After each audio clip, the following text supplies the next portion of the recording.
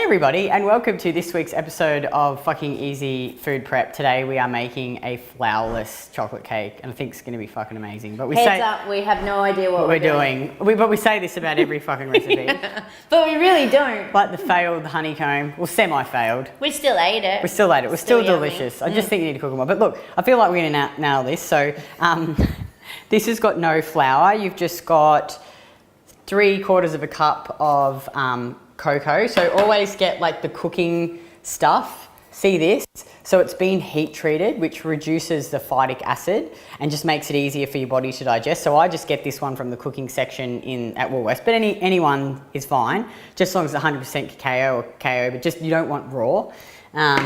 We've got 300 grams of dark chocolate. Now this is just, I got this from Mrs. Flannery's. It's just an organic one. It's got no shit in it, but I think Eco, is it Eco? Is that the one that Nikki likes? Yeah. And Lindt, the dark chocolate's pretty good. And then we have got butter, 165 grams of butter, and we're going to use that to grease the pan and make the cake. Then we've got 6 egg yolks, 6 egg whites, a cup of sugar, and we're going to use a teaspoon of the vanilla essence. Of the vanilla essence. Okay, cool. So first things first, and I think there's someone at the door, but I think it's the landlord just coming to do an inspection, but Rinson's going crazy. So the first thing we're going to do is just use a bit of the butter to actually grease the pan. So you want to make sure that you grease it really, really well, and you're probably going to use about a tablespoon's worth to actually grease the pan. So I'm just really greasing that really well. Mel got this bit of paper towel out to do it, which is really, really good. So we'll just grease that really well. What you can also do, which is nice, is you can actually sprinkle a little bit of cacao powder in the top to settle on top, which I think we will do that because I think that will actually be quite nice. Is it just a real estate? Just have it, yeah, just do the... So I'm just gonna, what we'll do is we've already greased the pan now. All right. So we're just gonna sprinkle a little bit of, so you hold that thing, what's it called? It's a sieve. Yeah, over there. And we're just gonna like sieve a little bit just to make it, so you just, yeah, just around that's it, yeah. So that'll just give it a nice little crust on top. So put that in there. That's a fantastic idea. That's cool, hey? So we've got, obviously, sorry, there's 2 other things that I missed, the cream of tartar and which is half a teaspoon, and 1/4 teaspoon of salt. So we're going to split up here, Mel and I, and Mel is going to put the dark chocolate in a bowl and the butter, and so that's like room temperature, that butter, and she's going to put it in the microwave and just do it for a minute and then get it out and stir it. And basically you're going to do that until it's just melted. Like you don't want it to be boiling hot, you just want it to be just so that it's all mixed together. And then what I'm going to do is I am going to get the egg whites and I'm going to whisk them, basically. I wonder if I can reach that over here. Do you reckon it'll reach? Yeah. Oh, well, I'll do this just over in the side here. I'm basically going to whisk it with my little hand beater until it all beats up, and then I'm going to, when it's like stiff, I'm going to mix in the cream of tartar. So get ready for some noise, everyone. Lucky we invested in our hand beater, hey Mel? Yeah. They're flat now. Yeah, it's way better. Look at that. Oh, wow. So much better than... We should make some meringues. What do you reckon? We make meringues? Yeah. That's the landlord. Yeah. So just going to whisk. You'll see in here this is just whisking up nicely. So we're back, and as you notice, the video cut off halfway through. Because the memory card was fucking full, and I was like, fuck.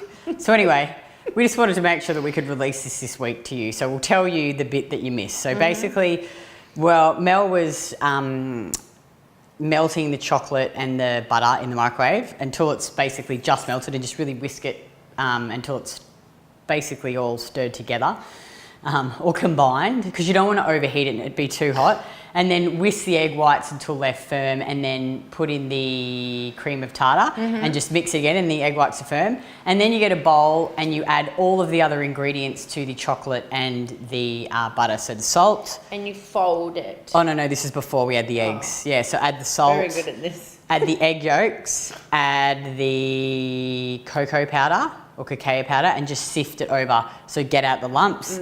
Stir all that together, and then you want to fold the egg whites in. So don't beat it, because otherwise you'll lose all those nice stiff egg whites. So just fold it in. Fold it gently. Gently. And then you pour it into the tin like this. And you put it in the oven. 40 minutes was actually perfect. So it'll have like a nice little crust on it, and it'll be really firm in the middle. And so now with this is really good. You can just release the thing like that, and it comes off, and see, it's amazing. So Smells fantastic. yeah, I wonder, let's get the board and see. Let's cut it and eat it. Yeah, should we just, we'll just turn it flat over, do you think? That's not wet, is it? Off we go.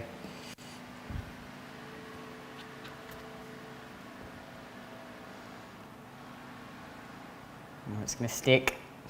Uh-oh. But we greased. We greased it really well. Oh, there we go. Really? Oh, yay. See, look how dense it is. Where's the knife? Oh, yeah. Oh, here it is.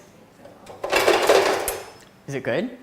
And then I'm going to slice, I mean, you can slice it into whatever you want. This is pretty, it's going to smash your fat macros. So it's like, if you're going to have a piece of this, just put it in first. Yeah. And then build everything else around it. And you'll just need a really small slice. So I was going to divide it into 16. See, that's really good. Hey, it's like just like cake. Like it's It is really cake though. But like it, you know, like a real cake with flour. Not that it's not a real cake. So I was going to do, but I think it's just so rich anyway. Like you wouldn't actually need a big slice. No. That would be half of that. Half of that. Even. So we're going to halve that again. So that's 8, and make it 16. Let me test it. Is it good? Oh yeah. Is it really good? Yeah. So is will this be 16? Yeah. Yeah. Just cut Oh it. yum. Probably just let that, I would actually say cool it for longer, because it's really sticking to the knife. There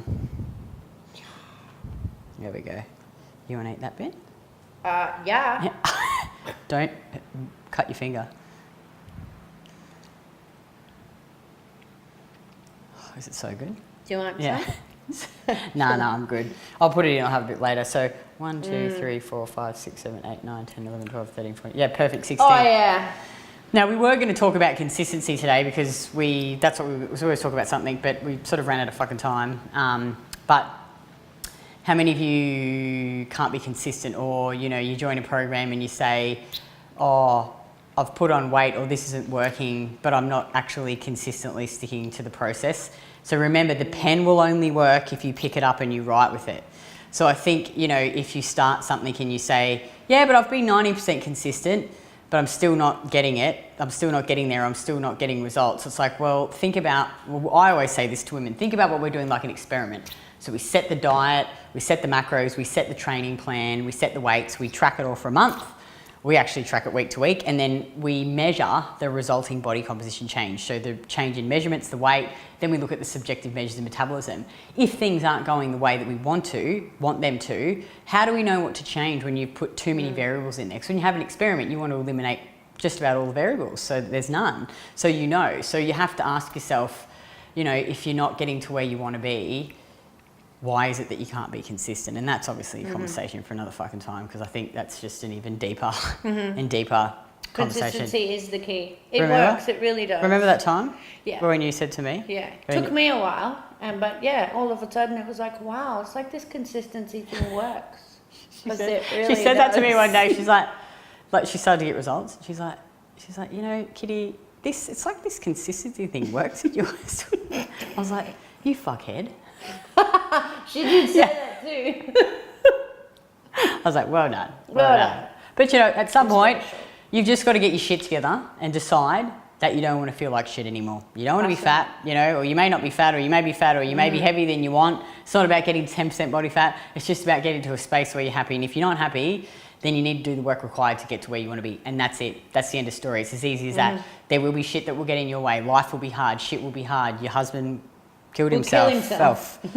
We can laugh about that now, but That's not such a joke about it. But Mel's had a lot of shit things happen in her life, but she's decided that she wanted to be better. And it doesn't mean you won't fail, and it doesn't mean it won't be hard. And I was the only person that could change that, though. Yeah. Nobody else could do that. So you have to make the decision. When was it that to you wanna decided? change. Do you reckon? When was it when you went, like, I'm just not going to be shit anymore? It was probably about 6 months after he died, actually. Yeah, and you really? had that conversation with me. And I believe you said, you're not a fucking victim. And then it just started from there. Oh, good work, Dar. Yeah. Good work.